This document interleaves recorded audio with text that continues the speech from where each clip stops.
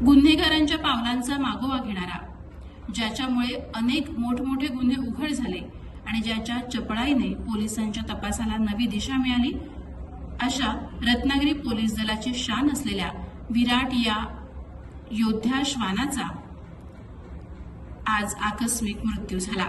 9 वर्षांच्या आपल्या झंझावाती कारकिर्दीत 2 खून आणि 10 चोऱ्यांचे गुन्हे उघडकीस आणण्यात पोलिसांना महत्वाची साथ देणाऱ्या या साथीदाराला आज पोलीस विभागानं साश्रू नयनांनी आणि शासकीय इतमामानं निरोप दिला। डॉबरमॅन जातीचा हा अत्यंत कुशाग्र बुद्धीचा विराट 2017 साली रत्नागिरी पोलीस दलात दाखल झाला होता। गेल्या 9 वर्षांच्या कालावधीत त्यानं आपल्या अफाट हुशारीनं पोलीस तपासाचा चेहराच बदलून टाकला। विशेषतः 2 खुनांचे गुन्हे, 1 अपहरणाचा गुन्हा आणि 10 चोरीच्या गुन्ह्यांचा छडा लावण्यात विराटचा सिंहाचा वाटा होता।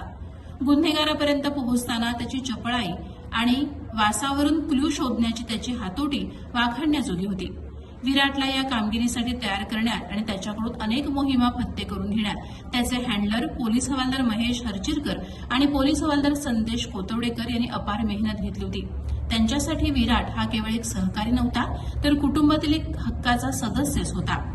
मात्र गुरुवारी या लाडक्या सहकार्याचं आकस्मिक निधन झालं आणि संपूर्ण पोलीस दलावर शोककळा पसरली।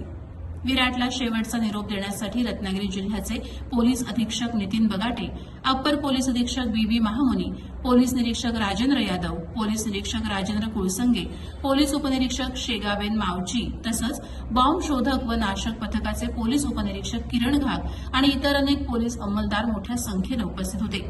बॉम्ब शोध आणि नाशक पथकाच्या कार्यालयाच्या आवारात विराटला शासकीय इतमामाने आणि साश्रू नयनांनी निरोप देण्यात आला।